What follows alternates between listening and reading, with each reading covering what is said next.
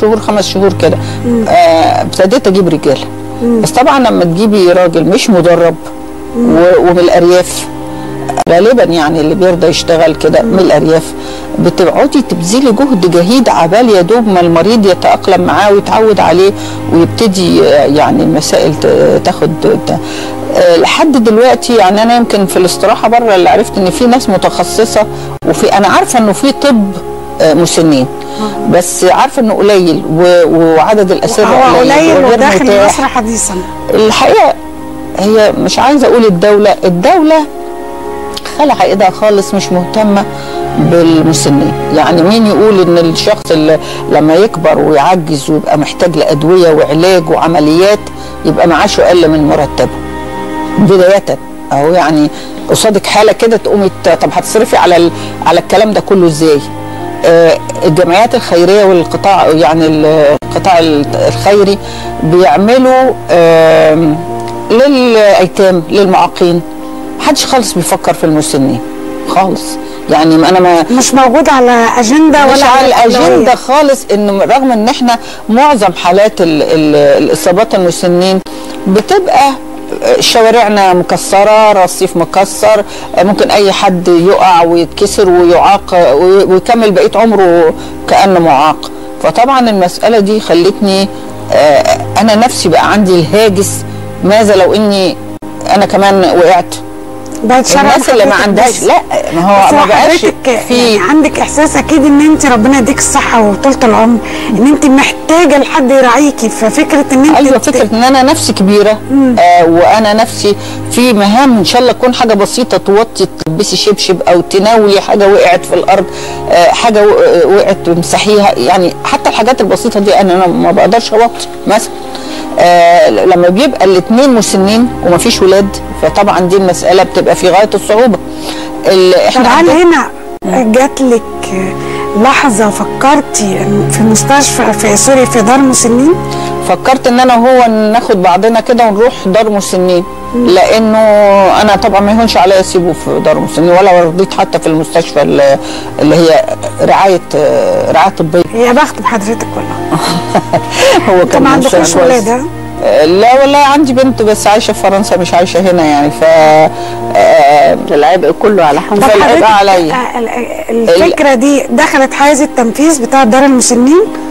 لا ما دخلتش لحد دلوقتي، لكن انا شفت دور مسنين. يعني رحت خدت فكره عنه؟ لا خدت فكره مره سابقه قبل كده اني اشوف شكلها ايه دور المسنين كتطوع يعني. وماذا فلقيت لقيت بشاعه يعني. حتى في دار مشهوره جدا رحتها لقيت البرص في الاوضه كانه تمساح، تواليتات استحاله. ولقيت الناس اللي قاعدين لواءات سابقين وناس يعني خدموا البلد بشكل حقيقي.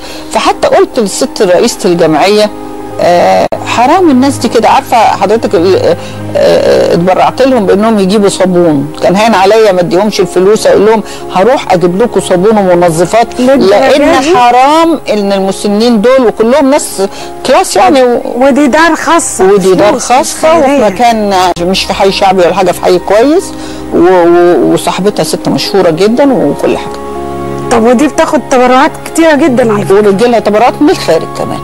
انا عارفه. طب ازاي مفيش اهتمام بالمره؟ مفيش اهتمام بالمره، بقول لك الاوضه البورصه زي التمساح. لا حول ولا قوه الا بالله العلي العظيم. والحمامات حرام يعني. ومع ان النزلاء كلهم اتصور يعني، انا اللي عرفت ان في واحد لواء وواحد مش عارف ايه، يعني في ناس خدموا البلد دي، اغلبهم موظفات كانوا او عامل يعني ناس يعني ده مش جزائهم يعني كده. ده يكرم بزياده، لكن من حق كل انسان ان هو يكرم في مكان يعني تتوفر فيه الحدود الادنى للحياه الكريمه والادميه. لا في دور مسنين حتى تابعه لجوامع مساجد وكده. لا قولي دي حاجات خيريه، لكن انا بتكلم انا مش خيريه، بياخدوا فلوس. لا بياخدوا فلوس بس بياخدوا حاجات معقوله يعني رمزيه. لكن الحاجه اللي انا بدفع فيها فلوس كتير وانا مقتدر، وبعدين في الاخر ما الاقيش الرعايه اللي المفروض استحقها كبني ادم. انا كمان في دور بتشترط انه يكون بيخدم نفسه كمان. طبعا في دور لا انا هاجي لحضرتك بقى تحكي لي عن طب هو لو بيخدم نفسه تبقى دي دار مسنين. عجائب وغرائب في دار المسنين. استاذه ازهار اخت تبقى دي بتبقى كارثه طبعا. طيب هي دي المشكله.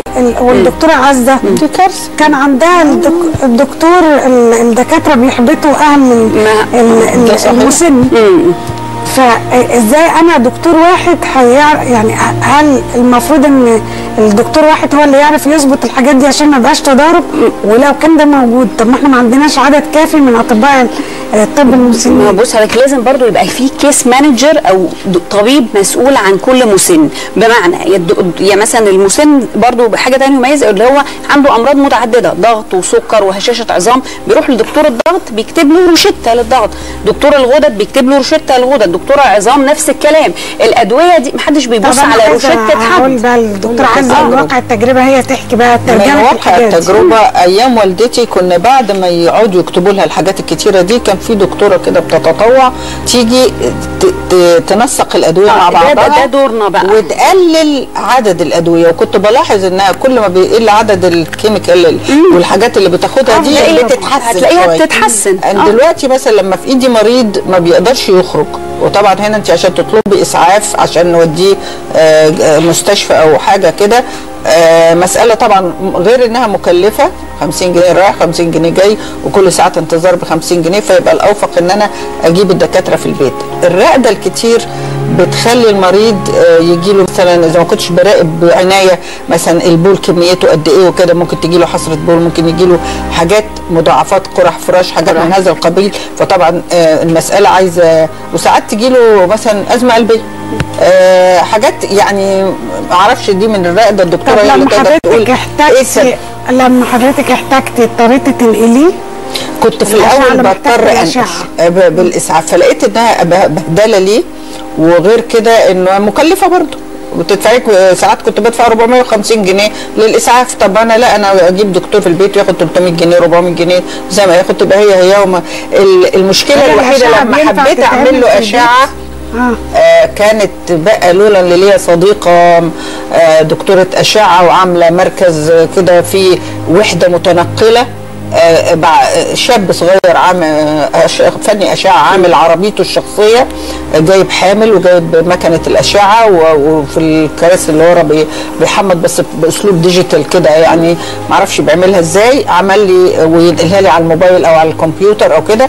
بس طبعا عبال ما وصلت للحكايه دي، لان لما بيبقى المريض واقع ظهره مكسور، العمليه باظت. انا مشكلتي ان كان اكتر من وقعه، لانه اللي بيقوم بعد ما تعملي علاج طبيعي ويبتدي يمشي وكده صدق ان هو بيمشي، فقام يمشي راح وقع تاني، قام يمشي راح وقع تالت. فطبعا المساله دي لازم يبقى في مرافق عينه ما تتشالش من على المريض. فلا طبعا مساله عايزه صعبه وعايزه دقه ودقه شديده. زي ما كنتش انا يعني هي الاستاذه ميري بتتكلم عن المحبه. هو لولا محبه حضرتك المحبه استحاله انك تقدري تخدمي مريض. كمان اصل الام ممكن تخدم ابنها. اقول لك في المثل الشعب المصري اللي جاء عيان الا اللي جنب العيان، يعني اللي جنب العيان مريض لو كان مسن. في دراسه ميدانيه عن كبار السن في مصر اجراها المركز القومي للبحوث الاجتماعيه على مجموعه نزلاء دور مسنين، تبين ان نصهم تعرض للعنف قبل دخول الدار، وأشار أكثر من النصف إلى أنهم يتعرضون لصور مختلفة من العنف داخل مؤسسات الرعاية، مع الوضع في الاعتبار أن نسبة كبيرة منهم رفضوا الاعتراف بتعرضهم للعنف تفاديا للحرج واعتماد المسن على الشخص الذي يمارس العنف ضده كمصدر للرعاية، والخوف من احتمال فقده، والإحساس بعدم الجدوى من الشكوى. العنف ضد المسن من أصعب الأنواع، ويعني ده القبح في حد ذاته. لسه عندنا تفاصيل واستفهامات مكملين بعد شويه. بنجد تحيه لكل المشاهدين واللي ضيفنا معانا النهارده. وبالرغم من الدستور المصري ينص صراحه على الزام الدوله بضمان حقوق المسنين صحيا واقتصاديا واجتماعيا وثقافيا وترفيهيا وتوفير معاش مناسب يكفل لهما حياه كريمه ويمكنهما من المشاركه في الحياه العامه والدولة بتراعي في تخطيطها للمرافق العامة احتياجات المسنين، ده نص الدستور، ويشجع المنظمات المجتمع المدني على المشاركة في رعاية المسنين، نص برضه. لكن نص الواقع بيقول ان مفيش حاجة من دي بتتحقق خالص. ورغم وجود دعوات لإنشاء مجلس أعلى لحقوق المسنين إلا أن شيئا من هذا لم يتحقق أيضا، ربما لعدم وجود إرادة حقيقية للاهتمام بهذا الملف، وربما لأنه لا يمثل أي أولوية بالنسبة للجهات الرسمية. و